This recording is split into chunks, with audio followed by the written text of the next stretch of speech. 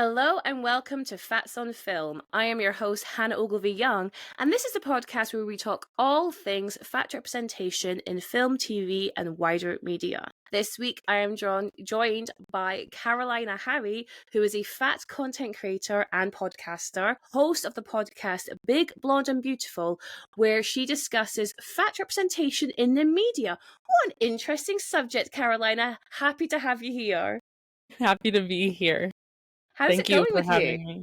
It's going pretty well. I've been pretty busy, Yeah. but that's life. And That's life. So tell me about Big Blonde and Beautiful. Where did this idea come for you? so I always wanted to do a podcast, but I wanted to do it like with my friends, but we could Love. never like figure out an idea that we could all be interested in. Yeah. And so, I was just thinking, and I got my major in media and cinema studies from the Love. University of Illinois. And I was like, I kind of want to start a podcast. And I'm like, well, I love film and I'm fat. Fat representation in media? Yeah. Yeah. So that's kind of how it came about.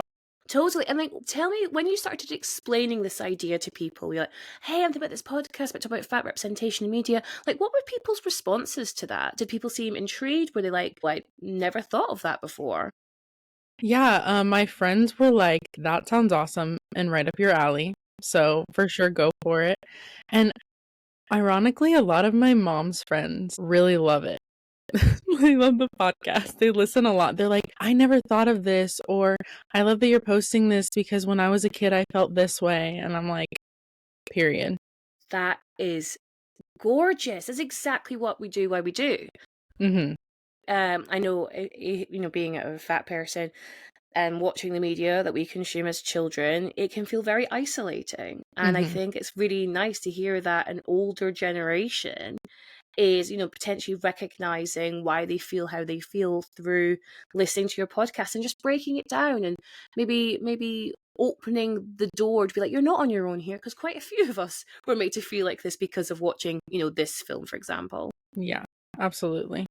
That's awesome. So, obviously, we have a very shared vested interest in each other's podcasts. So we were just discussing off pod. Karolina isn't the biggest horror fan.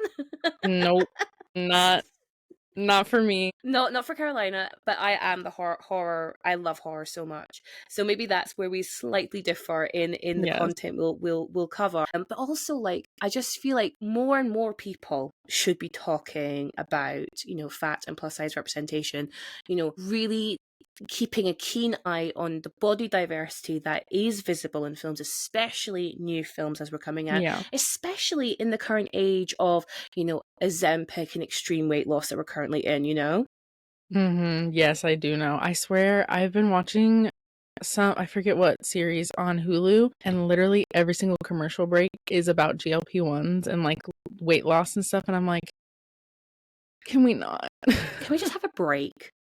Yeah. Let's rest. I just feel like it's literally just like in my face. And I'm like, listen, if that's what you want to do, that's great. It's not what I want to do. So please stop. Yeah, and it doesn't matter how many times you click the not interested, it still somehow manages to find its way to your algorithm. Yes, for sure it does. Long. Okay, so obviously this podcast is called Fats on Film, and I was getting into, just kind of thinking about the word fat and what it means for me, and also recognizing that I probably hold quite a bit of privilege when I use that word in a more neutral way than I'd heard growing up. And I've had a few people replying to my comments saying that, they don't think of themselves as fat and they don't like to use the word fat, blah, blah, blah. That wasn't in any way to discredit anyone saying that, but I'm just trying to say that that's the kind of rhetoric I get sometimes. And I just wanted to ponder this with you, Karolina, like, what does the word fat mean to you? And how has your journey with that word been to a place where you sit with it now? So, like most fat people, my relationship with the word fat is very complicated. Obviously, growing up, I was made fun of a lot for my weight, called all kinds of things, even in like grade school. Honestly, grade school was kind of the worst in terms of me being bullied for my appearance. I don't know if it's because we didn't have the filters to like do it. They didn't have the filters to like do it behind my back. And so they did it to my face, and then later they did it behind my back, and I just didn't hear about it. But Yeah. if I don't hear about it, it's not my problem. It's not your business. No. Literally. But then I took a trip to LA, like, I want to say 2 years ago, and I went to the Plus Bus, which is like a thrift, Yes. plus size. Love them. They're amazing. And I like met with fat people, and I was talking to them and like getting their perspectives on things. And I kind of from there was like, you know what? I need to start doing more things that I want to do despite, what people tell me to do with my body, which is basically just like hide until you lose weight. Don't do anything until you lose weight. Yeah. So I've been trying to make fat a more neutral term for myself. It's still, when I use it, I feel like it's fine. But when I hear like thinner people using it, I'm like, so I'm trying to work on that. As long as they're not using it in a negative way. Well, this is the thing. Intention is like half the battle, right? Yeah. If someone was to call me fat in a neutral term, I believe I'm in the headspace now where I'm like, yeah, no, you're absolutely right. For example, if my husband was to like talk about me like with someone else, for example, we've just been to Disneyland, and I couldn't fit on all the rides because it's Disneyland. So, like, for example, if like my husband was relaying that story to other people, going, "Oh, well, Hannah couldn't get on the rides because she's a bigger person, she's a fat person," I wouldn't mind that at all because like the context is relevant and right in that context. But if someone was to come into my comments or slip into my DMs and use that word in a very negative way, well, of course, I'm not going to receive it kindly because it's not meant to be received kindly. But then at the same time, like, it is educating others, right? Like how we do with our podcast, with our content, that fat is like fundamentally a neutral word. But at the same time, recognizing that we've all been on our own individual journeys. We all have like our own histories, like bullying, like you say, 100% the same for me. And getting to a place of growth where it doesn't have that negative power over you takes time and effort. And I would never want to diminish that. And so like that's why hopefully with this like newer segment that I've added to the podcast where we discuss this word and what it means for us in the past, like for young Hannah, for young Karolina, and how it feels now. I don't want to in any way, what am I trying to say, like dilute the effort that it takes to get to a place of neutrality with this word. Yes, it takes a lot of effort. And the funny thing is, I feel like thinner people get more upset when I use that word to describe myself. Yeah. Like, no, don't say that about yourself. And I'm like, it's just a undisputable fact that I am fat. It is a body type. And you're thin and I'm fat. And it's okay. You're not fat. You're beautiful. Yeah, I hate that. I hate it. Like I'm both. Yeah, it's like undeniably obvious that they can be both. But again, it's because growing up, we have all of us have used the word fat interchangeably with ugly. Yeah. And so to really break down the semantics of that does take time and conscious effort to do. So like I really do understand why people jump to that defense because they hear it and they think you're calling yourself ugly. Yeah. And then it does fall on us as the fat people, as the people who are using that word in a more neutral term to educate, but it does get exhausting. It's like, just take a beat and hear what you've just said to me and figure out whether that was a positive or a negative thing to say. Yeah. For sure. And then, of course, it's reinforced by the media that we watch, whether we're conscious of it or not. Well, what a fantastic segue. It's like you're a podcaster. Oh my gosh. Oh my God. Crazy. Who'd have thunk? Well, let's talk about the film we're here to discuss, which is The Goonies. The Goonies from 1985, an American adventure comedy film directed and co-produced by Richard Donner. Screenplay by Chris Columbus, not a man about town. I love Home Alone. And Steven Spielberg. Ever heard of him? Starring he's done a few things. Yeah. Starring Sean Astin, baby Samwise, Josh Brolin. Hello, wasn't expecting that. Jeff Cohen, Corey Feldman, Kerry Green, Martha Plimpton, and Ke Huy Quan.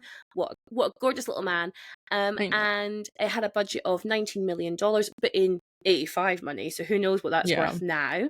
And it made $125 million, so this is an absolute success. Critics came in and they reviewed it positively, and it has become a cult film. And as of 2017, the film was selected for preservation in the United States National Film Registry by the Library of Congress as being culturally, historically, or aesthetically significant. And in terms of award success, it didn't have a lot, but I really wanted to call out Anne Ramsey, who plays Ma Fratelli, for winning Saturn Award for the Best Supporting Actress for her role. And yes, that is the Goonies. we love to see recognition. And I'm just going to pass to Karolina. Please, could you let me and the audience know what the Goonies is all about? All right. Well, this film is about a group of kids. They live in the Goondock, which is why they call themselves the Goonies, and their houses are being foreclosed on. They are going to be built into golf courses for the rich people that live around them, and they're trying to find a way to stop that from happening. And so they go upstairs to the dad's attic and they find this map, and Mikey's like, One-Eyed Willie, we can find his treasure. Let's go and we can save our houses and stay here. And so they go on this little adventure and they run into the Fratellis, who are like mobsters, not nice people, and Sloth, which is the mom's son, who, has mental and physical disabilities. And, they go on this little adventure trying to find this treasure. And yeah, that's what it's about. And that's it. That is what this film's all about. So, Karolina, when we started speaking about you guesting on the podcast, you picked The Goonies because you called it one of your favourite films. So, when we talk about facts on film, why did The Goonies stand out for you? The first time I saw it, somehow was in school. I don't know how we were allowed to watch this in school with the language and some of the content in it. Yeah. But I was 9 years old watching it in school. Okay. I don't know. But from then on, I was like, this is so funny and so good, and I love it so much. And I don't know if I necessarily recognized the fat characters in it. I just enjoyed watching it, which is, I feel like a lot of my childhood, I just kind of didn't pay that much attention. But yeah, so it became a quick favorite of mine as a kid. Yeah, because as I mentioned earlier, it is a cult hit. Every anniversary, there's some kind of thing going on around the world to celebrate the anniversary. I know the cast came together during COVID to do a kind of screenplay reading, and this really has a strong place in people's hearts.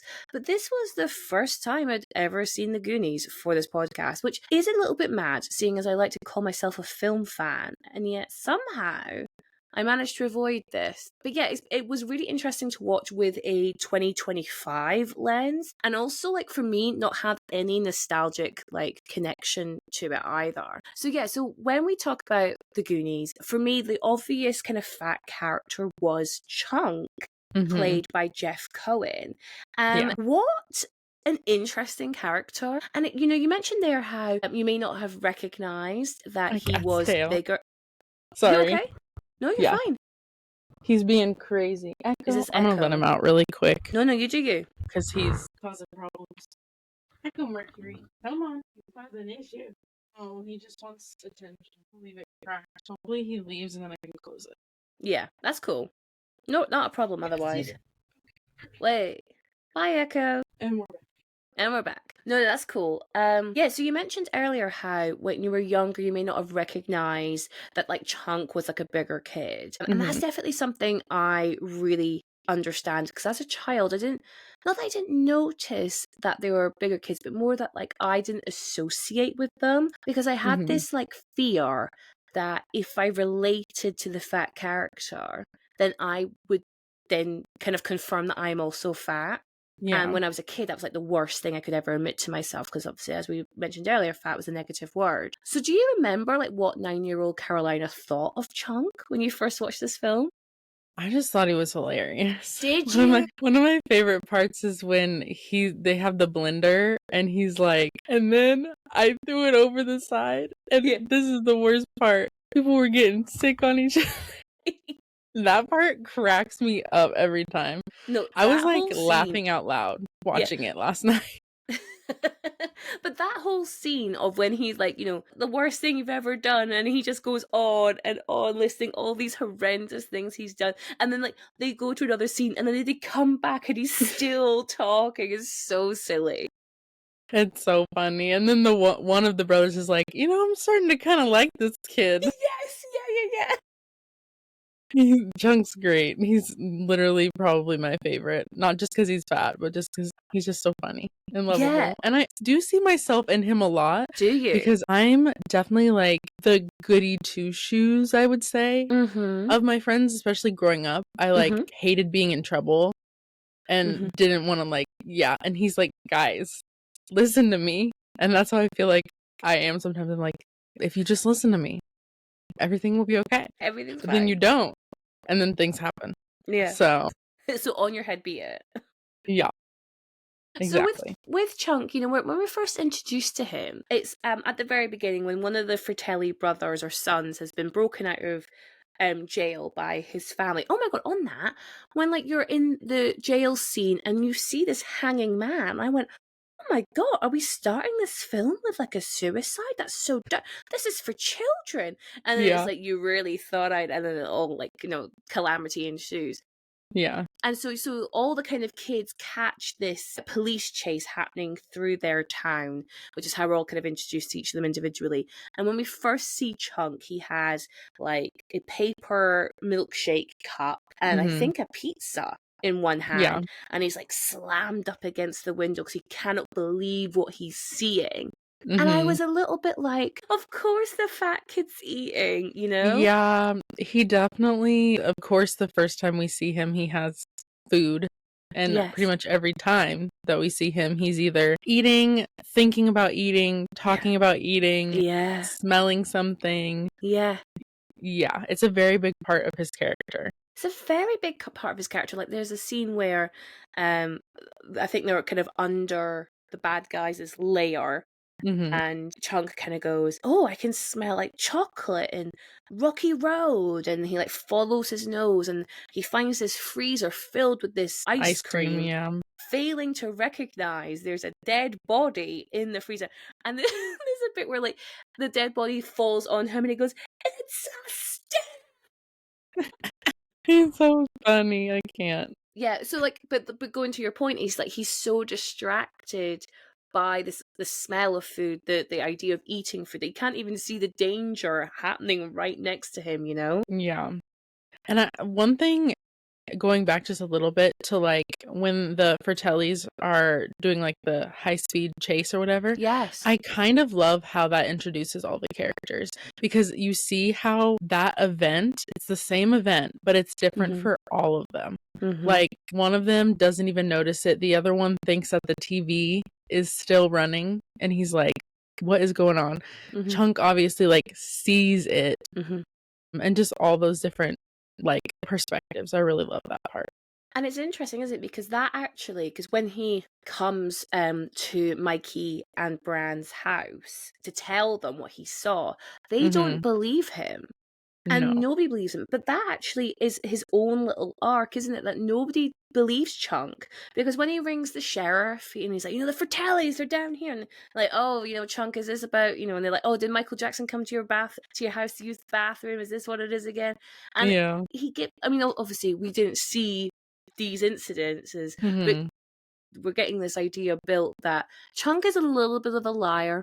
He's a little bit of a storyteller. Yes. To the point where people just don't believe him anymore. Yeah, they don't believe him. And he's also like the clumsy, like goofball. Yes, the clumsy thing. Because, as a clumsy fat person, I want to say... Yeah. I am too. So we are... I'm like, representation matters. Yeah. I don't know if we're filling a stereotype. I just don't know. But yeah, I was like, oh, he's like a clumsy guy. And I don't know whether there is something in that, like, in terms of like the media portrayal, which is like, you're so big, you don't know like the kind of spatial awareness around you. But at the same time, I genuinely struggle with spatial awareness, but that's because I'm neurodivergent, not because I'm fat. See, I feel like most fat people are overly aware of the space that they take up, because we're like fat and we don't want to like inconvenience anyone. Literally. And so, yeah, I'm just clumsy. I don't know. I literally in high school, it was my senior year, I was at like a theater like fest thing and I tripped, didn't fall, and I broke my foot. Wait, how is that possible? I don't know. I just heard a snap and then oh, it hurt so bad. So yeah, I don't know how that happened. Oh my god, you must have like. You're I'm like like, trying to wait, figure it but out. yeah, because like I'm like, how would that not have ended up in a fall? That's a great question. It's a I really good don't question. know. We need some footage so we can Yeah, review I know. Go back. it. Let's go back. No, I mean, again, like, I've fallen down the stairs and broken my ankle, you know, Mm, and the thing is, I fall all the time. Like I fall over all the time. I can't help myself. I don't know what it is. But at the same time, you know, thin people fall all the time. Like, and this is the thing, right? Like, it's not a stereotype because obviously all body sizes can be clumsy, all body yes. sizes can lack spatial awareness. But when we talk about media representation of those things, unfortunately, the kind of fat stereotype does lean into this idea of like clumsiness or lack of self awareness, which to Yeah. your point you were mentioning earlier, like actually is probably the opposite because we don't want to make a scene. And if you're Yeah. clumsy, you tend to make a scene out of it. Mhm. The amount of times I've fallen over and my husband's come over to me and like, I think it's hilarious, and I'm like kind of on the floor just like laughing like what have I done, and he's like coming over like get up, just get up, and I'm like I can't now, I'm laughing too much because now you're getting a little bit embarrassed, but it's making it funnier for me, so I know I can't get up even more, so it was just making the whole situation worse. But yeah, like, but I think on the round, this idea of like, we talk a lot about this a lot, be the kind of fat experience, right, of wanting to not be perceived, but you cannot Mhm. help but be perceived because you just, attention gravitates towards you because of your size. Yeah. I had this girl who recently, like I don't want to name names. I'm trying to keep her like anonymous. But she recently came into my life and I didn't really know her, but apparently so I used to play basketball as a kid. Fun. Um from like when I was I want to say 8 to like 13 I played basketball. Cool. And she remembers me Mm. because I was a You fat were the big kid kid. on the Yeah. basketball team, Playing basketball. but I don't remember her at all. She's Mm. like a blonde white girl, which is literally everyone from around. I say that as a blonde white girl. But, you know, I had the fatness, so people are like, remember, but I was like, yeah, I don't remember playing against you That's at interesting. all. Yeah, because it becomes like your moniker. Like that's what you're known for, especially if you're playing Mhm. sports and stuff. Yeah, I mean, being a fat person playing sports, especially younger, was always difficult because it was always like, you play I get that all sports? the time when I mention it. I'm like, yeah, I did basketball, volleyball, t-ball. I was in a running club when I was little. I hated that. It was not fun. I hate running. And then I also did dance for like 11 years. So like, yes, I was an active kid, but I was Active still kid. fat. Like Yeah. that doesn't, yeah. Yeah, People are I like, fully. what? No, like I was fully the same. Like it's funny when I was in like, so my life story is I grew up in Scotland until I was 13, and then we Mhm. moved to Spain. So in Scotland, I don't really remember doing that much sports apart from like, you know, swimming and stuff. But then when I moved to Spain, maybe because the weather was better, I picked up golf and I picked up karate. And so when people would always be like, you know, you obviously need to make, you know, go out, you know, be a bit more active. I was like, I do sports 5 days a week. 5 days a week I'm doing Yeah. sports. Like I am an active person, but I was always a chubby kid. And it just Mhm. didn't compute in people's minds that could even be a possibility. I remember my PE teacher, and I'm going to call her out. Her name was Mrs. Lovell. Fucking hated her. And she was like, she would always, because one of we're going off on a tangent, folks. I'm It's sorry. fine. It's good. It's all good. It's worth it. It makes sense. But one of, like, you know, when you got like report cards, and for PE, in order to get like a pass, you had to run a certain distance within 10 minutes. But I was never a runner. You know, you give me a basketball, I'm going to go up and down that court. I loved netball. I'm not sure if you have Yeah. netball in the States, but anyway, another sport. Yeah, so like I love like team sports, an actual like goal, like I've got to score Mhm. a goal. But tell me I have to run a certain distance by a certain time, my body doesn't compute. So Yeah. I would try so hard, Carolina, to get to do it, Mhm. And I remember the closest I did it was, I think I did it within 11 minutes, 20 seconds, and she still failed me. And so come like, yeah, so come parents' evening, like she has to be like, well, Hannah didn't pass because she didn't do the running, blah, blah, blah. And my mum and dad are there going, but she does golf like 3 times a week. She does karate twice a week. I was training for my black belt. Like Mhm. I was an active, fit person. But because I didn't fit into this incredibly narrow definition of what fitness was, Mhm. I failed. Like I'm already fat. Like, what are you doing to my like psyche by Yeah. failing me on this incredibly narrow parameter, you know? Yeah. Also the fact that you were trying your hardest and she still was like, "No." I know. I was trying so hard. What's really ironic is after school, you know, when I became an adult and after uni and all that good stuff, I actually did get into running and I learned how to run for me. And I realized, oh, you don't, you know, because no one ever taught me. It's not about Yeah. going as fast as you can for as long as possible. It's about like preserving your energy and like, you know, running at a pace which is comfortable for you. And I Mhm. got really into running and I thought, why did no one tell me this when I was younger, you know? Maybe this is why people enjoy it, because they're not like, yeah, busting their butts to necessarily meet a Yeah. certain goal. You know, it's funny that as soon as you remove any kind of strict parameter of what is success, people can enjoy it Mhm. and actually make it Crazy. fun. Crazy. Who'd have thunk? Oh. I Yeah. mean, Did you guys have pacer tests where you're from? yes, we call it the bleep test here. Okay, yeah. That Hell, is part of my nightmares. yeah, hell, I hell. hated it. I had to do it in the UK when I was still in Scotland, and I only did it the once, and I think I gave up. I don't know. I did not last long, and I knew I wouldn't. Me neither. Yeah, but I remember like sitting down and watching like the really like athletic people just like beast it, and I'd be in awe of them because I'm like, that is like what an amazing skill to have, but Mhm. clearly not everyone has it. Yeah. Yeah, luckily, we were not graded on our, like, ability to do things, it was more on our effort, so That makes so that much was more nice. sense. Yes, it does, because like, not everyone's that's so dumb, not everyone's gonna have the same abilities, especially in athletics, like, that doesn't It doesn't make sense.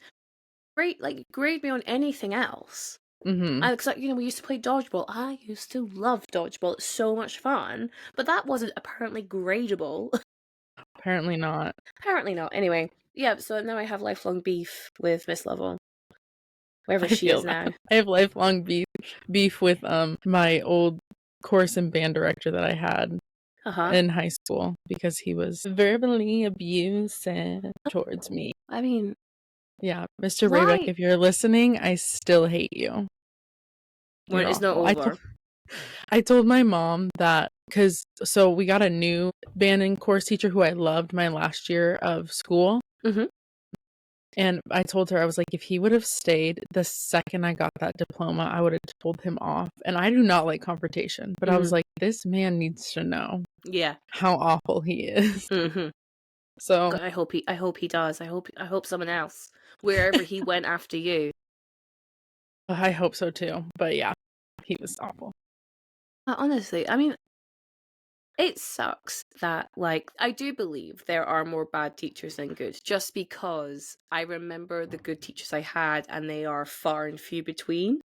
Yeah. But at the same time, I don't know. It's such a As a thankless teacher, job. I'm really hoping that I'm one of the good ones because I'm a teaching assistant at a daycare.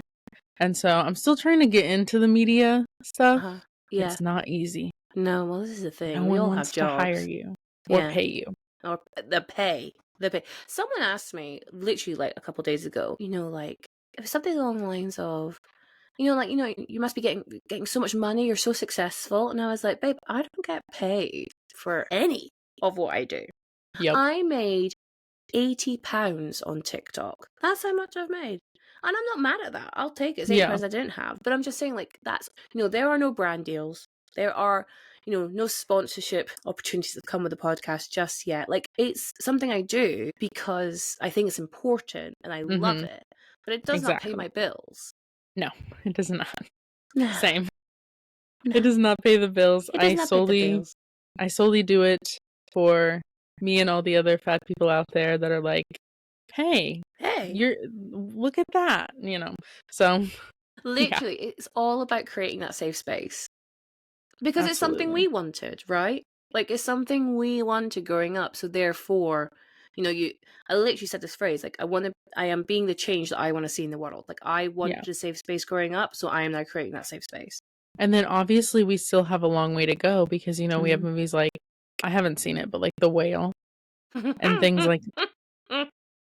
like that are still coming out and being praised. Praise is the big problem. We have done the whale on this podcast. I did it with Abby from the More Than Tracy Turnblad pod. I've had her on, yeah, Yeah, love her. fantastic person. So knowledgeable. And so yeah, we spoke about the whale, and because she's a theatre kid, Mm-hmm. she'd seen the play, she'd read the play, so she brought in all this information that I just didn't know.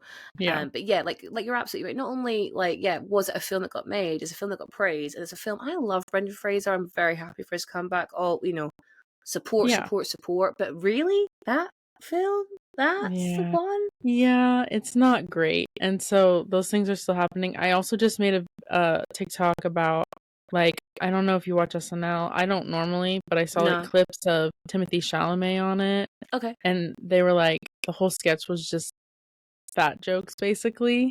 And I was wow, like, really?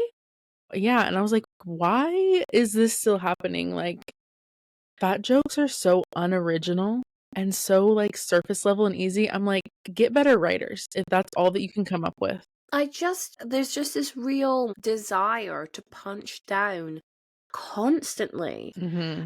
And when you push back and say, maybe let's not punch down, like maybe let's not go after people who are oppressed because of their body size, or people who are members of marginalized and incredibly vulnerable communities. That's when you get Mm-hmm. the pushback of like, oh, we can't make jokes about anything anymore. And it's like, no, we just want you to make smarter, more intelligent jokes. That's literally, if you can't, as a comedian or as a comedy writer, make jokes which don't punch down, then guess what? You're not good at your job. No, you're not. And a lot of them aren't good at their job. And yeah, But they have a platform because white men think it's funny. And so they're like, tee hee hee, I like white this guy. men. Yeah, like, oh, he's so original. Mm-hmm. I'm like, I he's know he's not. really not. He's really not. That was like when Matt Rife got like Yeah. really popular. I did not like him from the beginning. I was like, something's off about this guy. Right, yeah. He gives me bad vibes. I don't like it. And then lo and behold, There what you go. happened with There all of it his is. stuff. And I was like, why are you guys surprised? Why? Yeah, what did they expect was going to happen? Yeah. So, And it's also like the emboldenment of it. Like, we talk about this a lot in like today's day and age. Like, people who maybe 15 years ago, maybe 10 years ago, might have, you know, kept those thoughts inside because they knew like the wider public wouldn't appreciate it, because we mhm. had empathy and we cared about our fellow person and we didn't want to cause offense. Well, that's gone now. Flew out the window. Yeah, so now everyone just says exactly what they're thinking because freedom of speech, remember? Yeah. Freedom of speech. But apparently, like, when you kick back about that, they don't like that. And I was like, yeah, but I have freedom of speech. Like, if you Yeah. have freedom of speech, I'm allowed to tell you that I don't like what you've just said. I Or, literally, or sorry, no, please. I literally took a college course on the First Amendment. And so when Oh yeah, people say stuff like learning like the parameters of what exactly freedom of speech means, yeah. everyone needs to be required to take that course, because literally the amount of times I hear that and I'm like, that's not how it works is crazy. So what do Shout people out get wrong about it? to just like where and when you can say, because sometimes there's, like disturbing the peace is a thing. And then also like defamation, if you're just making baseless accusations, that's another big thing. Yeah. And like hate speech, if your hate speech incites a group of people to do something, you can be held responsible. And Hello. just things like that. And then also I feel like most people are like, it's my First Amendment. I can say what I want. And I'm like, you sure can. But there are probably going to be social consequences at least for what you're saying. Absolutely. So like, yeah, you sure can, but people might come back at you with their freedom of speech and be like, Literally. not cool. So Yeah. yeah. 100%. Like this, I always see it a lot, which is like, yeah, okay, freedom of speech, but not freedom of consequence. We are also allowed to make a decision based on what you said. And if that is, for example, if you're a family member and what you've said has meant that I'm actually going to cut you off for that because I don't feel like you're a safe space for me or anyone I may bring into the circle, then they'll kick off being like, well, I'm being persecuted for my beliefs. No, you're not. You're not at all. We're all, because like we're all just trying to fucking live. And this is Yeah. something like I say so often, especially because in the UK, we have such a massive divide about immigration and who should be allowed into the UK, blah blah blah. First of all, I want to just like put this right now. Borders are made up. Borders are made up. We are just so lucky. They're We were pretend born with lines on a pretend map. lines that they went, okay, this is now your land and this is now my land, whatever. It doesn't matter. It doesn't matter. We're all just trying to live. And your average person is just, regardless of race, gender, sexual orientation, religion, creed, whatever it might be, is just trying to live a peaceful life. That's literally it. But the idea, and this is white supremacy talking, but the idea that you think that you're entitled to peace over someone else just because they don't look like you is insane. Just an inherent lack of empathy that, and then so then when you do say, hey, actually, I think that's really racist and really not okay. Like ultimately we're all just trying to live a life. You're called woke for that, which I think is insane. Like, you know what? Like, I don't think of it as an insult because I'm just like, well, okay, No, that's me what I am. That's neither. what I am. But at the same time, like, that's not being woke. That's just having empathy. Like, that's all Exactly. it is. And I just don't understand where that got lost. And Yeah. I can only assume it's because we live in such a hyper individualistic society now, which is not good. And coming back to No. what we were saying earlier about, one of the reasons why we do what we do is because we're trying to build community. That is a real threat to the powers that be, right? If we pull together and realize we're stronger united, that is a threat to the bad people over here. And they're all bad. Can we just point? They are all bad. They are no ethical billionaires. They are all terrible people. All bad. So constantly telling, the media telling you that, oh, it's woke to be empathetic, or, you can only think about yourself, only worry about whether your taxes are going to go up, blah, blah, blah, blah, is to keep us separated. Yeah. Because we're less powerful that way. Yeah, absolutely.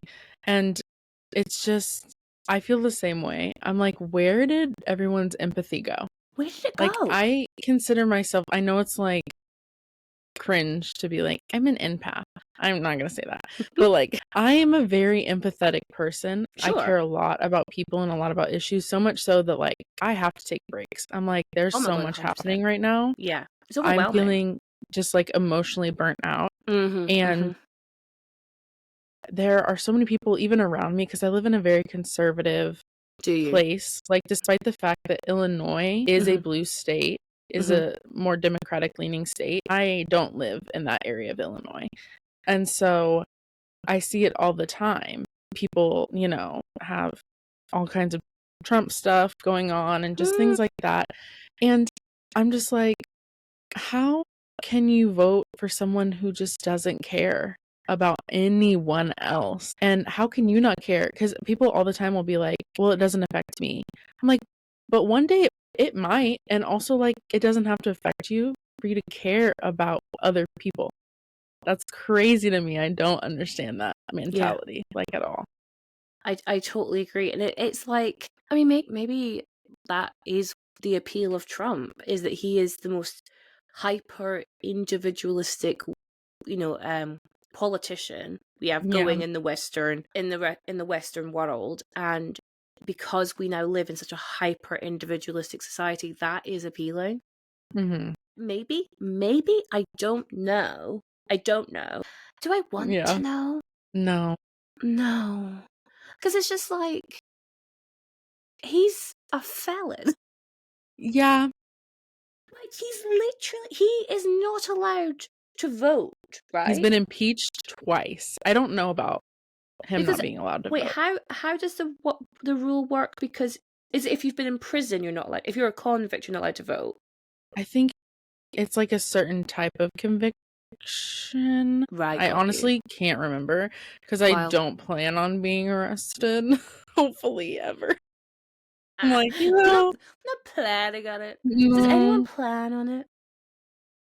no, No. but I'm actively like trying not to. Yeah. No. So, Yeah. Like, I just, it's beggars belief, but at the same time, like, what's happened over the past, what has it been? Almost 3 weeks for you yeah, guys. yeah, And every day is just some other bamboozling, crazy, world-changing event. yeah. And I mean, there's a part of me, if I was to put my conspiracy hat on, it's just flooding the news. Like, everything he's saying actually isn't real. And Absolutely. yeah, Yeah. it's not in any way to take away over his statement about Gaza, because Mhm. truly horrifying Nazi level shit going on there. But for me, I was like, hey, that's interesting timing when Elon got all the access to the Treasury accounts. And now, because the news is so focused on that storyline, the Gaza-Israel storyline, we're not Mhm. longer hearing what's happening about the Social Security and Treasury Yeah. accounts and stuff like that. And I was like, that's interesting. Absolutely. It's a media circus. They're trying to divert our eyes somewhere else. All the time. And also like they're trying to cause so much chaos Mm. that we don't know where to look. We don't know Yeah. how to feel. And And we what's just feel real? like frozen. Like Yeah. we don't know what to do. Yeah. So yeah, that's definitely part of the tactic for sure. It's vicious because, coming back to what you were saying about that emotional burnout you're feeling, when do you rest? Because it's just Yeah, constant. because social media kind of used to be my rest, and now if I scroll on TikTok, like every other video is something about something going on politically, and I'm just like, I want to know, I want to be educated, but also Sure. like I need a little break. I need Please and some thank you. fun. Yeah, Yeah, like, I went to Disneyland for my birthday literally this week on Monday, and it was the best day ever. I had the best time. But there's a part of me that goes like, what an odd time to go to Disneyland. Like, because yeah, like the world is falling apart, blah blah blah. But at the same time, like, I'm also just human. I'm also just a baby, just trying to like have yeah, fun and be silly and enjoy my life. And I feel that um that's hard at the moment. So take yeah, the wins where we can, I guess, would for be the sure. And message. I've heard and been trying to remember that like enjoying your life is not bad. Actually, like joy can be resistance. Yeah, I love that. Rest can be resistance, like because they want us to be so upset and so like exhausted. And so, you also have to take care of yourself before you can take Yeah. care of other things. That's a very good point. And if you were going to relay that back to like diet culture and the reason why it's on the rise in, well, or like thin as in is so on the rise at the moment, again, is another tactic to keep us distracted. Because Mhm. if we're hungry, you can't resist. No, I think her TikTok name is like, and her name's Victoria, but it's like fat fab feminist or whatever. And she's like, Oh, listen, yes, love her. Yes. yes, she's like, listen, if you're hungry and like not eating and stuff, you can't fight fascism. So think about Literally. that. And I was like, period. We got to keep Absolutely. fuels. We've got to keep, remember what is the actual goal here. And if Mhm. you, again, remove that individualistic focus, because obviously, again, if you are just thinking about yourself, then I can totally understand why you would hyperfixate on your weight or what you look like. But Yeah. if you take that hyper individualistic lens off again, really, you're going to be looking at, okay, well, am I fed? Is my family fed? Right? Mhm. Do we have the energy to keep going? And it just, again, it really just harkens back to this idea of community. Mhm. And that is the best way, kind of going back to resistance, is community, finding joy within that community, because that makes you want to stay. Yeah. And rest. I love what you said about rest. Rest is resistance as well. Look Mhm. after yourself. This went on a Yeah. massive political tangent. And I probably will cut out a bit of that just because. I figured you would. I was like, Yeah. you know what? We're having a good conversation. No, I really enjoyed it. It was cathartic for me. Yeah. But another thing, because I mean, it's also still a little political, but you were talking about how there's like a big class divide Yes. in your country. And so, like, also in the movie, there's a big class divide. Very good point. Yes, yes, yes. Because of course the rich. Well, is it Andy's like beau, who's not Brand? It's Troy. Yeah, he wants to be with her. With the letter jacket. Yeah. We don't And have them in the UK. It's such an American film thing. Oh my god, I just want one so bad. my brother has like a Letterman jacket, but I've never had one, never had anyone give me one. I feel like it's not as popular now. Maybe No. in the 80s when this Yeah. movie was made, it was like, The that Breakfast is Club. the thing. Yeah. You know that you are into someone if you're Because wearing their jacket. that's what you would do. You'd give them your jacket. Yeah. Which is why she gives it back. She's like, you know what? Actually, screw you. Yes. And they I say don't like romance is dead. That is what we should bring back. I want that. I want more Letterman jackets for no reason. I'm going to tell Graham he has to buy one and give it to me. That's awesome. It'll have to be so many sizes bigger because I'm a bigger person than he is. But it's That's only another for reason me. why I never got a jacket. Is I was like, all these boys are smaller than me. Literally. So there's no way. But yeah, so you have like the rich people who are trying to take over the Goonies houses and build, you know, the rich people's country club and golf course and all this stuff. And then And where are you they have meant the to Goonies. go? What? Where are the Goonies meant to go? I feel like Data is the only one who actually says where he's moving to, and I don't remember where. But it's like a different state. Oh my So they're god. meant to like move. So, but yeah, it's so sad. They're like, It's we're not going to see really each other. sad. And there's a really good line, I think Mikey might say it, who's definitely like the heart of the group, isn't he? He says something like, our parents have been trying so hard, it's our turn to try. It's that kind of rhetoric. And I was like, oh my god, sweet baby, that you should not have this pressure on your shoulders. I had the biggest crush on Mikey. Did you? When I was little. He's just such a sweetheart. I'm a sucker for like a sweet little nerd. Like, yeah, well, you know what? I actually wrote down because I was like, Mikey, he was so smooth when they get to the pirate ship. Also, side note, the pirate ship is cool, and I read that they built that for real. wow. And they originally they hadn't shown the cast the ship because they wanted to get their authentic reaction on camera. So when they jump into the water, then they see it, and they were like, "Oh my god!" And apparently, Josh Brolin just went, "Fuck!" and they couldn't use it, so they had to do it again. You wanted his honest reaction there. Well, this is the game we're playing.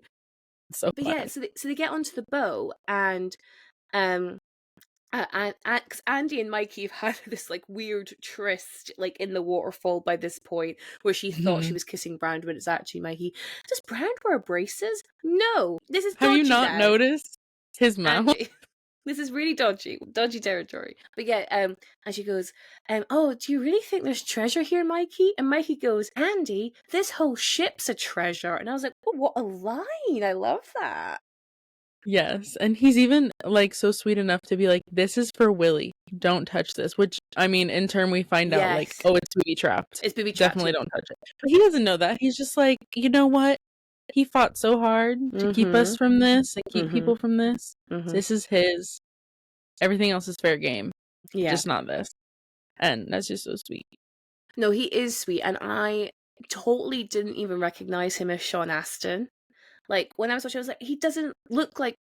I mean, obviously, I know he's, like, in his 50s now, so it's a bit different. But I was like, I didn't even recognize him at all as little baby Samwise. I feel like most of them look different. What's weird is... Well, not weird. It's pretty predictable.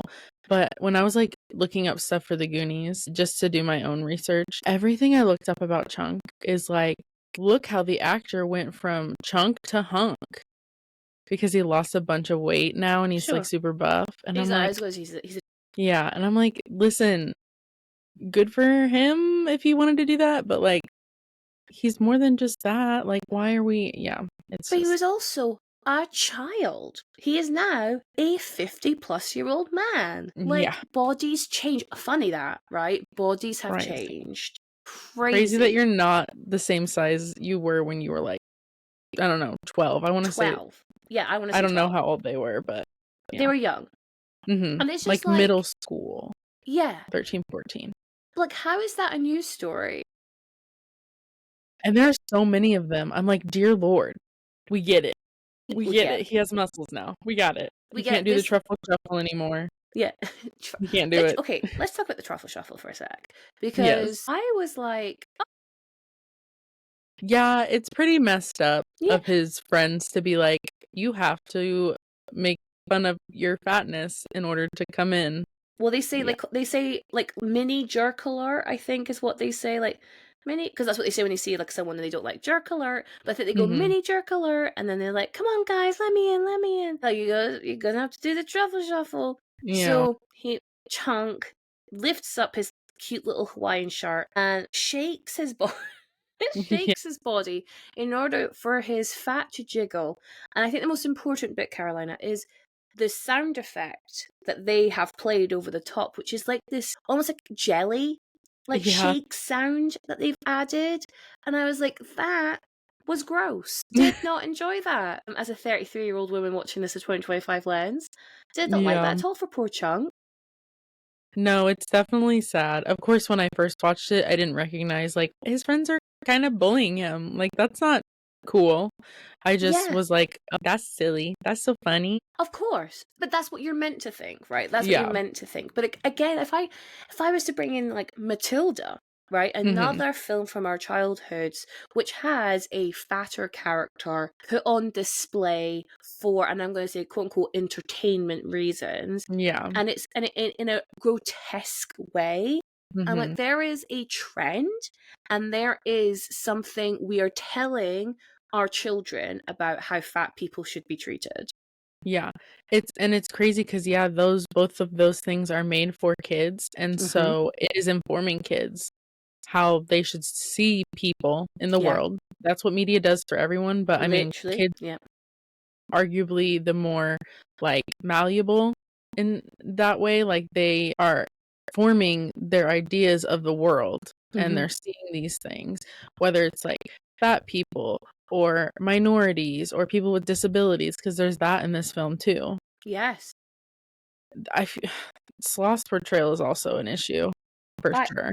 Again, I knew of Sloth because I Hmm. exist in the pop culture, right? But I was again quite shocked at how the family, the Fratellis, treated Sloth. Like there was a line where they said he better not have broken out of his chains again. I don't want to go back to the zoo. I'm like, why Hmm. are you chaining this poor man up?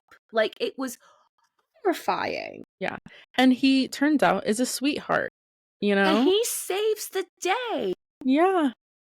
And then when Chunk is like, "You're gonna come live with me," and Yeah, I'm always like, "Oh, did your parents approve of that?" But also like, sweet.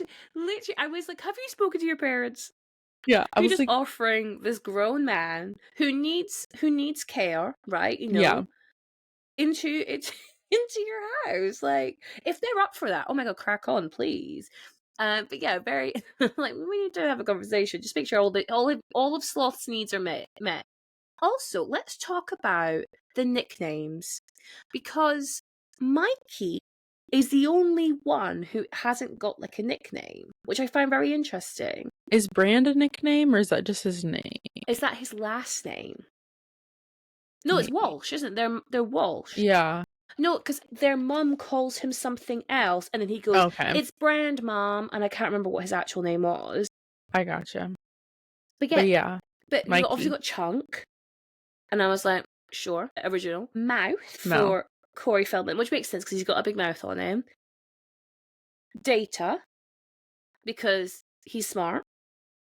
But Yeah, and again, he invents things. we're falling into the Asian geek stereotype there. Yeah. Love his little inventions though. And then when you meet his dad and he's also got the little camera, love that. That was cute. Who else am I missing? Sloth. Sloth, yeah. Yeah. Andy, and I never remember her friend's name. No, it's Martha Plimpton, isn't it? Yeah, her character. Yeah. They have their names. Is there anyone else? I feel like that's the Yeah. Goonies. Yeah, that is Yeah. the Goonies, yeah. And I just thought like, oh, between like Chunk and Sloth, I was like, they're probably the most what's the word I'm trying to look for? Like rude, rude, um, devalued, Nickname. I guess. Yeah. Yeah. I don't know if Sloth is, I don't know what that comes from. I mean, I get because it's not like he's lazy. No. I wouldn't say he looks like a sloth. No. So where So does I have no sloth? clue. Yeah, but again, like it's just watching how Sloth's treated by. I mean, obviously that whole family is like 50 Shades of Horrible. mixed up. Yeah, like Yeah. really weird. But then to like, why does the character of Sloth actually exist? Because they're already evil. Like, I don't think we Mhm. needed. They're pulling guns on children. You know what I'm saying? Like, they're Yeah. not good people. But then to have them also have this brother who they abuse. Mhm. And it's also kind of like, I don't know if it's played for laughs, but I don't know, what is it played for? I don't know, but I do think that it kind of obviously is ableist and reinforces the idea that like people with disabilities are like maybe scary or something to be avoided or feared. Yeah. And so that's not Because, great. yeah, when Mikey first sees Sloth, he is scared of him. Mhm. And I think, I can't recall when Chunk, because obviously then that becomes Chunk's storyline, right? Mhm. Is him and Sloth escaping together. Yeah. How's Chunk's first interaction with Sloth? Do you remember? He's scared of him, Is he? but then he like starts to do his like freak out and he's like bouncing in the chair and screaming and then Sloth thinks it's funny. So then he Mm, laughs, which kind of like loosens up Chunk a bit and Chunk like nervously laughs. And then they end up sharing like a a Babe Baby Ruth Ruth. Yeah. bar. Yeah, so he freaks out a couple times and it makes Sloth laugh and then he's still scared when Sloth like picks him up to break the chair so that he can like be free. But then after that he's like, we're buddies. Yeah. And they are buddies. And I do like that. And I wanted to ask Mhm. because I was quite surprised actually to see like obviously the main chunk of the characters go off and they're doing all the booby traps and solving all the riddles to go find a treasure. But Chunk is the one who gets separated, and he Mhm. goes off on his own adventure with Sloth and like with like fighting back against the Fratellis.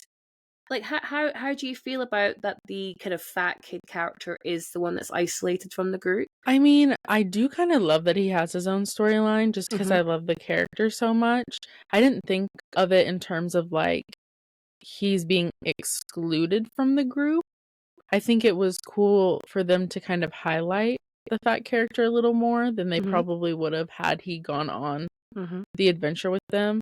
And I also think it makes sense because he didn't really want to go. Mm-hmm. And then, like, being with Sloth, he was kind of forced out of his comfort zone to, like, help him.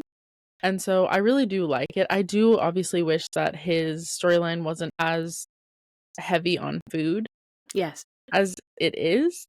But I mean, I love it Yeah. No, personally. you're absolutely right. Because I think if say Chunk has been part of the main group and like maybe you swap out Data for Mhm. Chunk in the situation or Mouth, he could have got lost because there's so many people in that Yeah. main storyline. Like, you mentioned that you don't remember Martha Plimpton's name. I don't remember her name because there's like 7 of them. That's a Mhm. lot of like kids to keep your eye on. So actually, maybe if Chunk had been involved, we would have lost him in the shuffle. Pun not intended. But with him having his own storyline, he gets to be the main character of plot C, Mhm. and that's cool. That is cool. Yeah. He gets to be his own little hero guy Yeah, in it. he is a hero because Yeah. he saves It's cute. Sloth, and then Sloth saves him back. Yeah. He's so Cute. sweet. The He's so only sweet. other one that I could think of that they could have done like a separate plot on, like swapped out, would be Mouth. I Yeah, think Mouth could have been interesting just because he's so like antagonistic, very.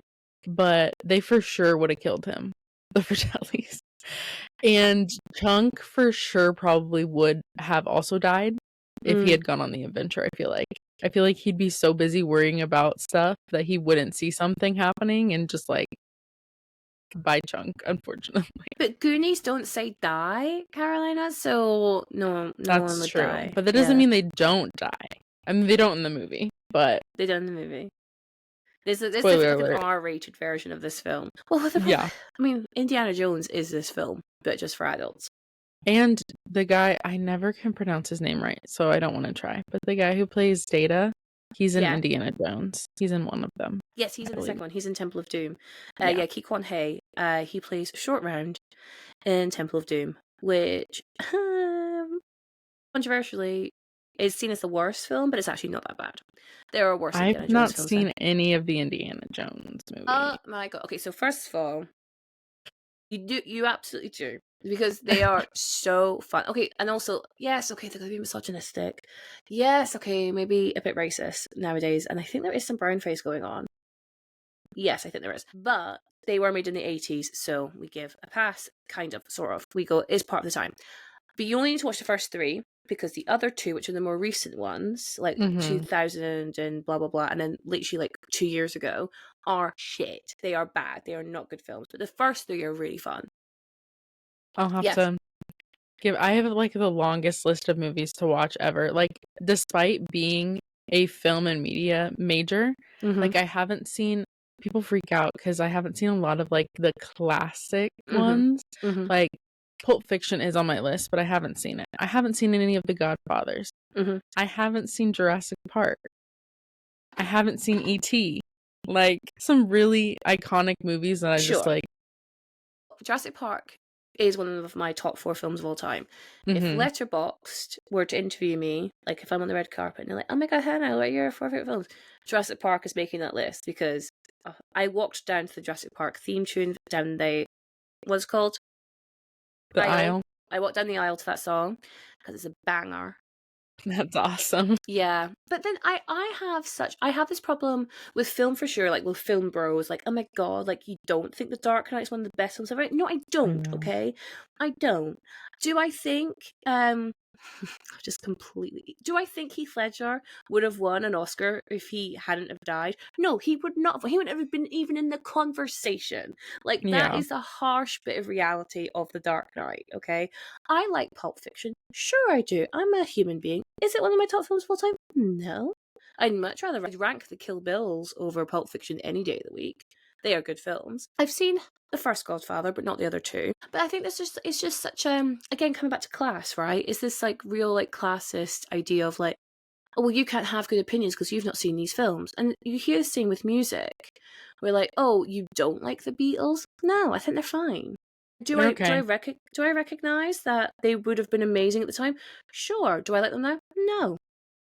Do you not like Bob Dylan? Some of their songs, but yeah, I don't listen to Bob Dylan. No. That whole biopic, I'm like, pass. No, I'm good. I do not care. People keep telling me, oh, it's so good. Great. So happy for you. I'm so disinterested. We can't all like the same things because then it would be boring. For sure. My favorite artist of all time is Britney Spears. Okay? I love that. I love her so much. And I'm so happy we're getting to a point in the pop culture where like the pop girlies can say, oh yeah, my biggest inspiration is Britney Spears. Because like that would have been seen as such a joke before. Whereas now people really recognize how great she is. And I'm like, thank God, finally we're here. But like people always go, oh, my inspiration's Elvis. Oh, my inspiration's Bob Dylan. I'm like, so boring. Be inspired by someone else. Coming back to Chunk, I think we've spoken quite a bit about maybe his bad qualities. And when I say bad qualities, I think like it's just more about how he's represented and like kind of reinforcing those potentially negative stereotypes we have, like the clumsiness, like the food obsession. But like, what are his good qualities? I think that he's overall a good friend. Like he cares about the safety and well-being of his friends more than they care about their own safety at times. And I don't know, he's just like a goofy guy. I love a funny person, and I don't know, he's just sweet. He's like we said, he's a sweetheart. He cares about, He is other a people. sweetheart. He cares about Sloth. And one thing I would say about him is I think he has confidence. He's Mhm. very sure of himself. Okay, yeah, maybe he's a bit of a nervous Nelly when it comes to like physical danger, but that's not a bad thing. But he talks very confidently when he's in the group. He has his ideas. He will voice his opinions when he has them. And I think that was a really strong quality for Chunk to have. For sure. Yeah. He definitely is confident despite the fact that his friends are kind of mean to him at times At times. and don't believe him. I Which, don't I believe mean, him. if you're lying about like Michael Jackson coming to your house, I don't know if I would believe you either. If you're like, this huge like shootout car chase happened and I saw it, I'd be like, sure you did. Sure, Chunk. Sure. Yeah, and that thing, like that's obviously like another little quirk of his personality. Is that this little boy that cried wolf, and then he's shown Mhm. to be good in the end because there really was a pirate ship. Yeah. But yeah, like maybe that's part of his lesson that he needs to learn is that he Mhm. needs to stop lying. Because then people don't believe you. They Yeah, don't. exactly. So moving on from Chunk, I was like, I always feel when that I talk about a film on this, usually we only have like one fat character to talk about because Mhm. casting in Hollywood and all that. Yes. And I like to think about like who else can we see in the background and the background characters, any other supporting characters that are also bigger or just a bit of body diversity going on. And the obvious pick for me was Ma Fratelli, Mhm. played by Anne Yep. Ramsey. She's a bigger actress for sure, right? Yes. And I mean, she does there are so many stereotypes in this movie. Like Mm-hmm. so many. Mm-hmm. She does kind of fit into that villain trope that a lot of fat people get put in, and then also like her whole family, they're the Italian mobsters because of Mm-hmm. course they are. And so like yeah, this movie, if you're gonna watch it if you haven't seen it, it's very stereotypical. It plays into a lot of those things, but it's also made in the mid 80s, so Yes. we give it a little lenience because of when it was made. But yeah, as a character, she kind of scared me a little bit as a kid, not gonna lie, just a Yeah. tad. Just because she's so like aggressive and She's mean. she's a very unmotherly mother figure in this film. But I thought it was, again, like you said it perfectly, like, she really does fulfill the female fat villain role. They haven't put her in any makeup. That's a really common trope we see with our fat female villains. Um they've put her in like kind of frumpy outfit. There's no Yeah. color. You could argue that there wouldn't be any color because villains don't tend to wear a lot of color. But yeah, no, she's just in a bit of a drab kind of clothing. Quite vicious in her words.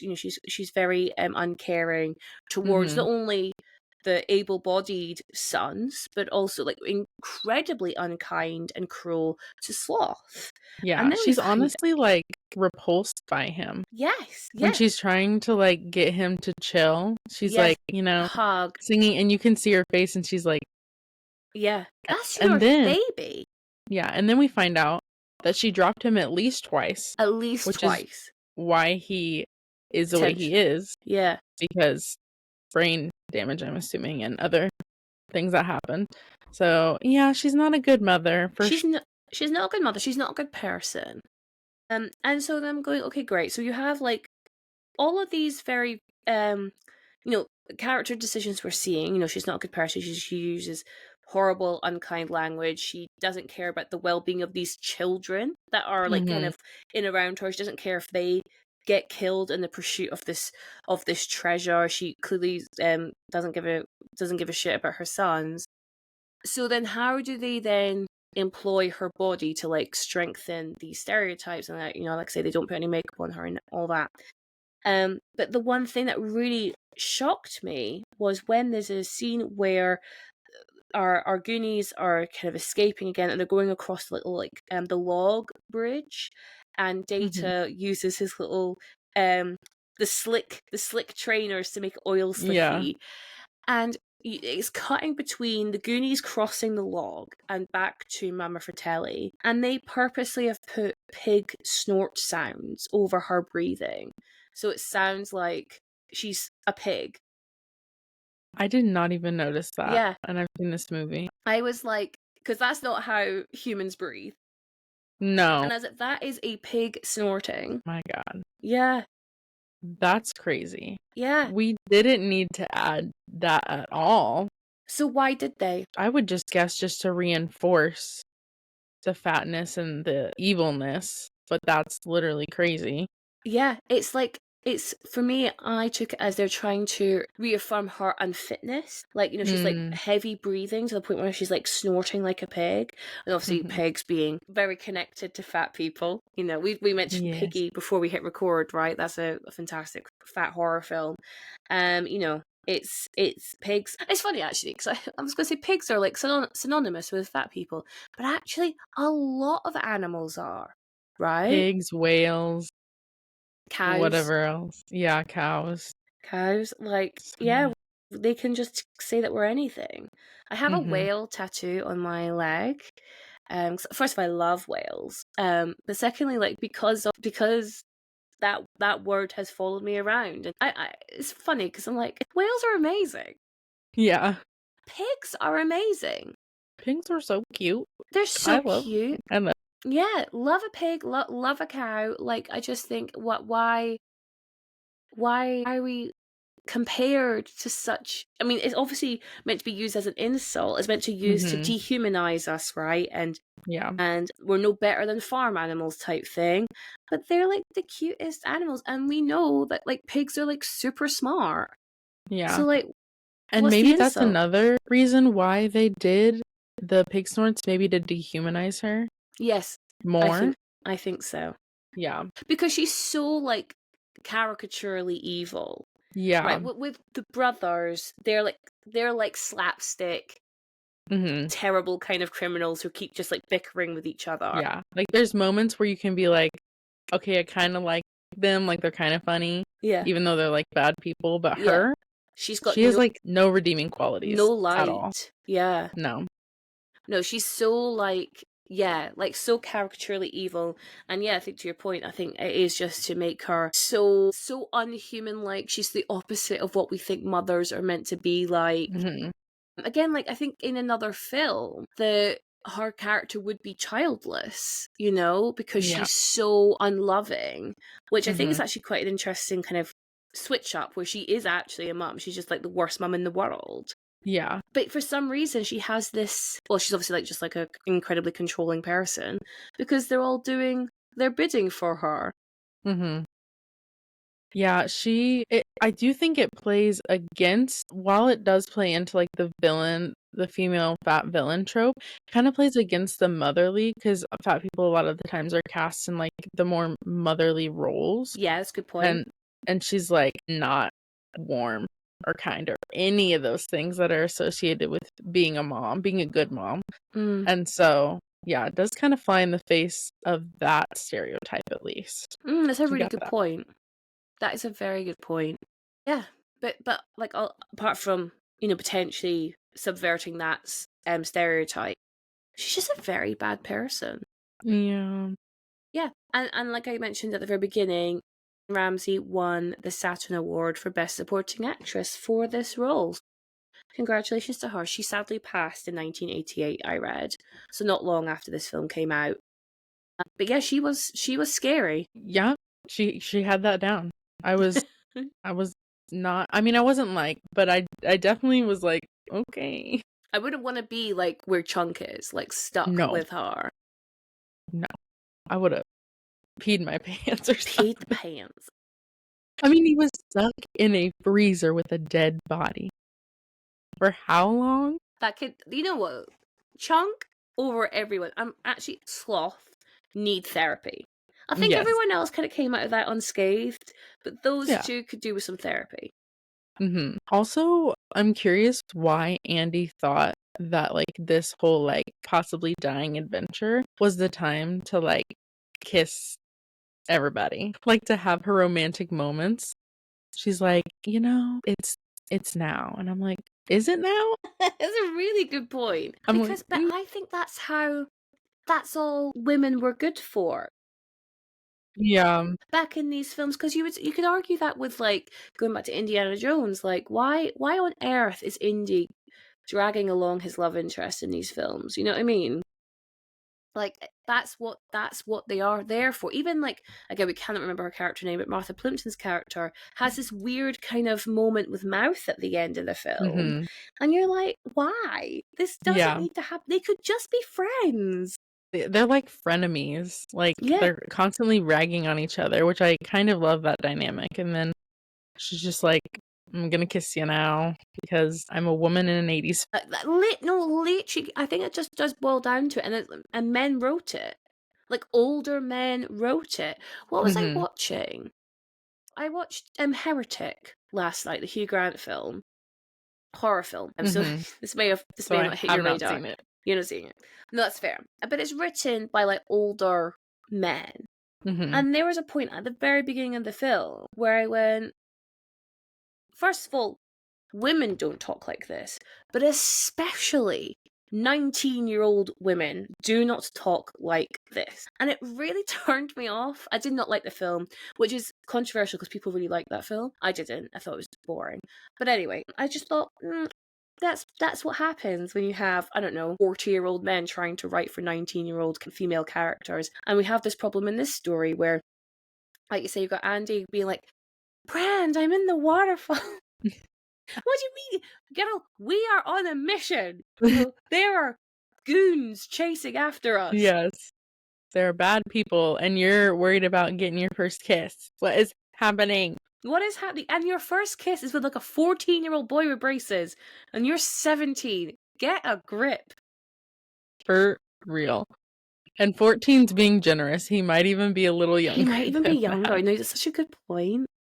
But yeah, it was just, I was like, why is now the time that we are deciding to do this? But yeah, because she's a woman in a Yeah. 1980s film. Well, it's like, it really reminded me of the infamous scene in the book It, where you may not know this gang 'cause it's horror, but in the book, for some reason, Stephen King writes a orgy scene between all of the child characters when they're about to like face Pennywise for the first time. And for some reason, Hollywood went, we won't include that in the film. And funny, we're not going to include this underage sex scene.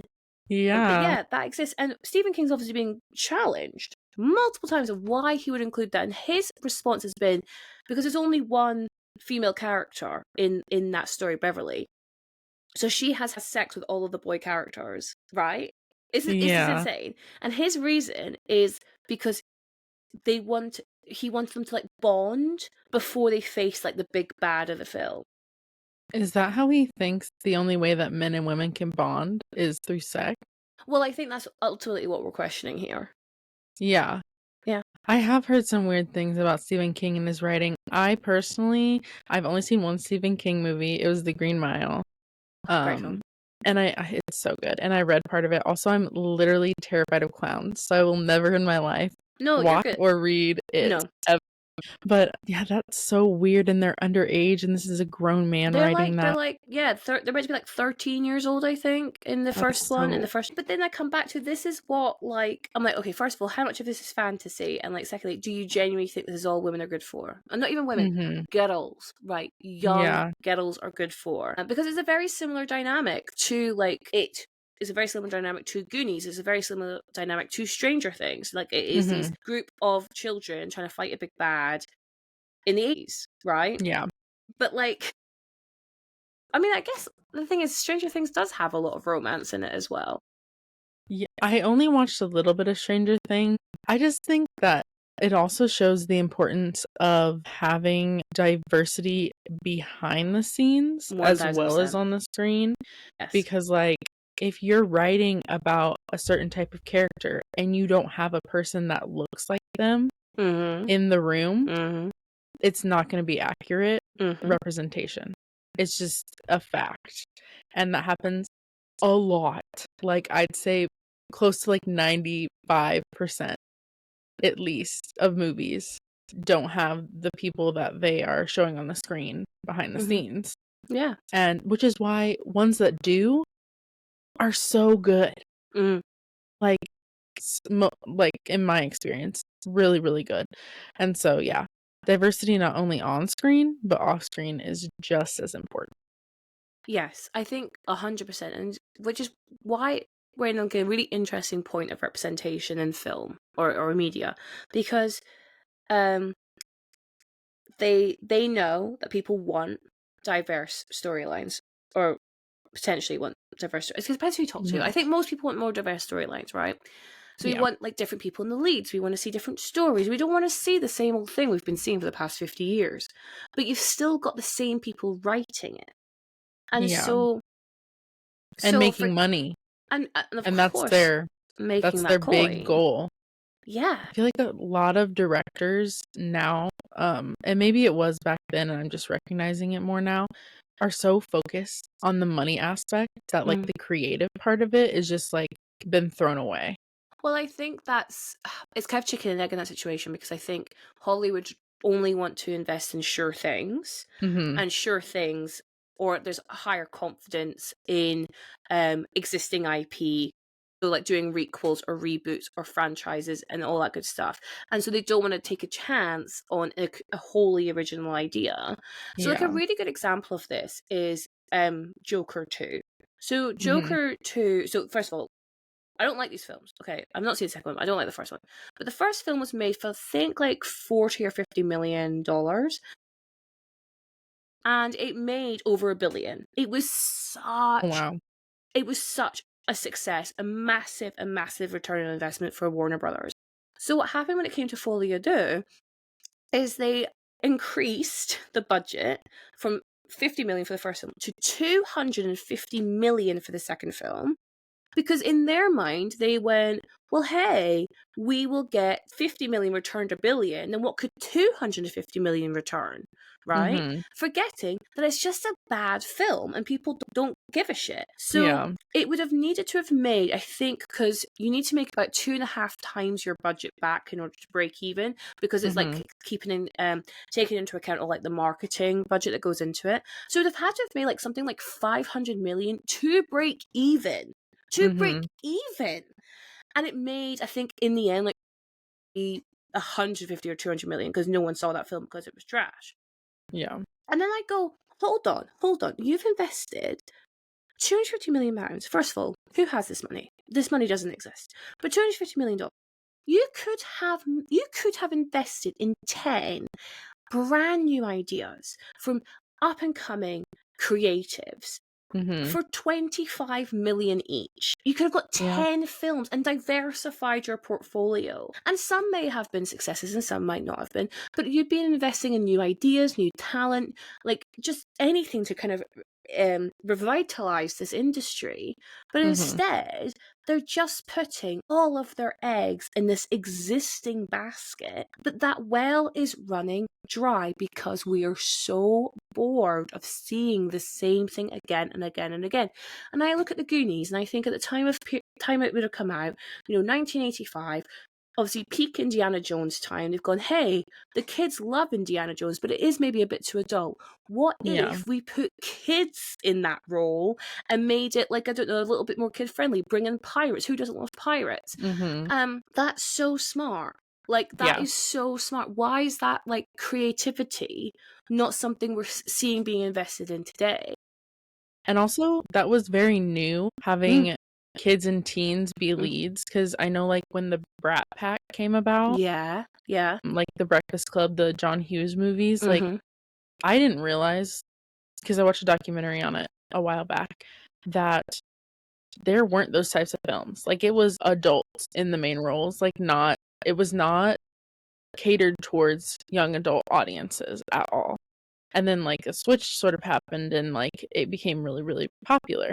So, I'm sure that that was around that time, and so they're like, "Hey." Yeah, that makes a lot of sense, because I bet they thought, again, it might have just been one of those kind of black and white thoughts where they went, well, children's films are animated films. So, like Disney, Mhm. for example, those are children's films. Forgetting that, Yeah. of course, you could create live action films that would cater to children, not only cater to children, but also star children. That's cool. I didn't realize that. I hadn't made that connection before.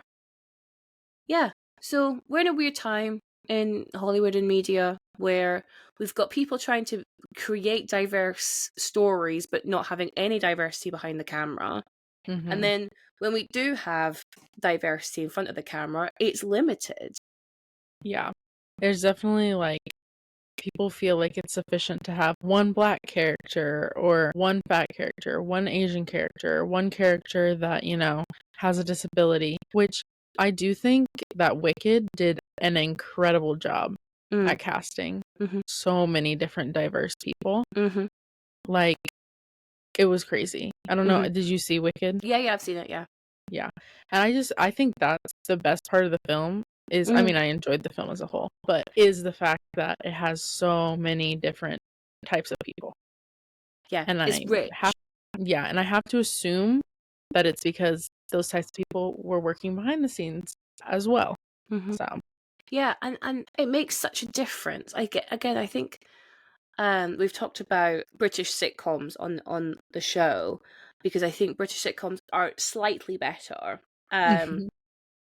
body diversity at, like, say, our American counterparts, because it does feel like they've gone down the local high street and just like, hey, do you want to be in the background of this show? It just it feels like that. Obviously, it probably isn't because these are professional background actors. Wicked also, obviously, because it was filmed in the UK, I wonder if that was that element of kind of background casting. It was filmed at Pinewood, I think. I do know it was filmed in the UK. I'm not 100% sure where. Well, it is in the UK, but not at Pinewood. It was at Elstree Studios, which again is in Hertfordshire, which is, I don't know, maybe an hour outside of London. Yeah, so I wonder whether that kind of casting or that kind of taste of background casting is like quite a British thing, and maybe that's why it fed into Wicked. Obviously, I know it's got, like, you know, some cameos, and obviously there's some Hollywood actors in there as well. But yeah, you're right. It did have just, I don't know, it instantly makes it feel like, oh, this is actually a genuine place where people live. Yeah. Rather than it makes it feel more real. Yes, absolutely. Yeah. Like, rather than just cherry picking the perfect slices of beauty standard, you know? I'm like, not everybody looks like that. Like, I go into town and I see maybe one person that might look like that. And also, I have to mention, speaking of sitcoms in the UK, my mom is obsessed with Miranda. She watches it all the time. I've never seen Miranda, but people love Miranda. Like, that is a big show here, or was a big show. She loves it. I got her a subscription to humor as well, because it's like very like slapstick. Yeah, I got her a subscription to BritBox for Christmas because she's obsessed with, like, honestly anything British. Oh, that's fun. Yeah, I was like, here you go. Yeah, enjoy. Just consume. Yeah. Consume all this content. Okay, so is there anything else you wanted to mention about the Goonies? I think going back, there's just one thing. Going back to the, like, socioeconomic, like, thing in it, I also want to mention that, like, it's more expensive to eat more fresh things, more quote-unquote healthier things. So I feel like that also plays into the character of Chunk a little bit, because obviously his house is getting foreclosed on because his parents can't afford to pay or whatever. And so I feel like that is plays a little bit into how he is. And yeah, so that is interesting. And, like, maybe that kind of plays into when he gets so excited about seeing the ice cream, because potentially that was like an expensive brand and his parents couldn't always get that, and it's exciting, right? Yes. That's a really good point. I hadn't considered that at all. Yeah, I'll buy that. But other than that, I feel like we touched on a lot. We really did. We really did. Yeah. Okay, awesome. So, Karolina, at the end of a Facts on Film episode, we like to rate whatever we've just watched. We like to rate them on how well we think they represent fat bodies or, like, wider body diversity, and we like to rate them out of ourselves. So out of a 5 potential Karolinas, what would you give the Goonies for fat representation? Fat representation, I'd probably give it like a 2. Because there are 2 characters, and I do really love Chunk, but, like, it's a lot of stereotypes, and it didn't need all of those, and, you know, it focuses so much on the food and all that stuff. So yeah, I think 2. 2. No, that's fair. So I was going to give it 1.5. Mm-hmm. So 1.5 Hannah's from me because, like, Chunk is grand. Like, I like him. I like his little journey he goes on. But I really hate his obsession with food. I hate the truffle shuffle bit. I hate how his obsession with food stops him from seeing danger, even though we've established how honed in he is to danger usually. So I just didn't love that. And then the half is for Ma Fratelli. Great to see another. I want to see a fat person on my screen at all times. I want them to get paid all day, all day long. Mm-hmm. But did not love how she was represented, and did not love those pig snorts.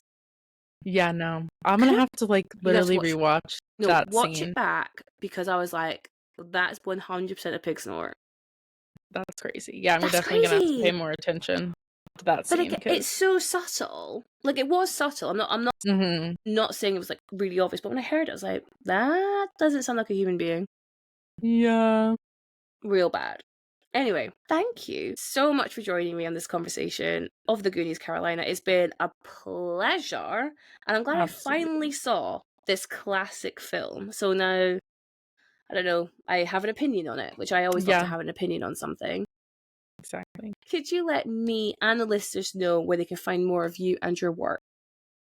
So all of my social media is at Karolina Howie. That's on TikTok, Instagram, all the places. I'm not on Twitter No. personally. Not a Mm-mm. even before everything. Wasn't a Oh, big fan of Twitter. And then for my podcast on TikTok, it's at bbb.thepodcast. And on Instagram, it's at bbb.podcast. So if you like this, but maybe you want like a little bit more like, I don't know, musical theater, then come on over our way go because that way. I'm a big musical theater nerd. So we definitely talk about that.